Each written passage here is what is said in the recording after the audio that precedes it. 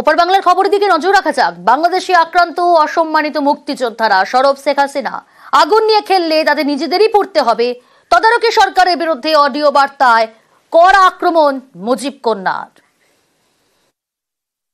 এই আগুন নিয়ে যে খেলা তারা শুরু করেছে, এই আগুন নিয়ে খেললে সেই আগুনে নিজেদেরও পড়তে হয়, এটা তারা ভুলে গেছে। আমাদের ইতিহাস মুছে ফেলা হচ্ছে, স্বাধীনতা সংগ্রামের সকল চিহ্ন মুছে ফেলা হচ্ছে।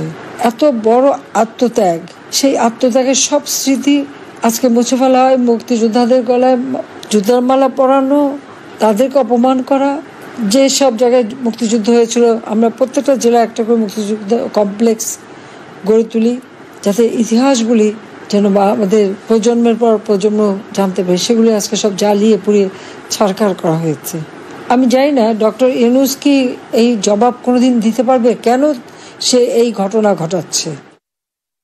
এই একটা সুদখোর, ক্ষমতালিপ্সু, অর্থলিপ্সু, আত্মকেন্দ্রিক ব্যক্তির ক্ষমতার লোভ, বিদেশের সাথে চক্রান্ত করে বিদেশি অর্থ নিয়ে আজকে দেশটাকে ধ্বংস করে দিয়েছে। আর সেই সাথে ওই বিএনপি জামাত তাদের দখলদারি, খুন, নির্যাতন একই সাথে তারা চালাচ্ছে।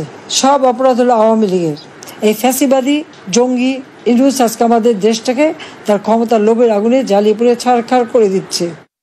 এখন আমি বলবো যে ওই কবরের থেকে লাশ তোলা হোক, ফরেন্সিক করা হোক, বিদেশি বিশেষজ্ঞ পরীক্ষা করা হোক, প্রত্যেকটা হত্যাকাণ্ড যে পরিকল্পিতভাবে করা সেটা প্রমাণ হবে। এখানে আমিও হত্যা করিনি, আমার আওয়ামী লীগের কেউ হত্যা করে নাই, পুলিশ বাহিনী করে নাই, বরং পুলিশ তারা হত্যা করেছে। 15 জুলাই থেকে যত হত্যাকাণ্ড এবং যত ধ্বংসযজ্ঞ চলেছে, অগ্নি সন্ত্রাস চলেছে, কেন এটা বিচার হবে না? কারণ এটা যে ইউনূস সাহেব নিজে করিয়েছে, সে তো পরিকল্পিতভাবে সব করে। যে এর দায় তাকে নিতে হবে এবং এর বিচার একদিন তার হবে, এবং যারা এই হত্যার সঙ্গে জড়িত তাদের বিচারও হবে। শিবিরের ক্যাডার, তাদেরকে পুলিশের ড্রেস পরিয়ে নামিয়েছে। বিএনপি তো ব্যস্তই আছে লুটপাটে, প্রতি পদে পদে মানবাধিকার লঙ্ঘন করে যাচ্ছে। এই অবস্থা বেশি দিন চলতে দেওয়া যাবে না।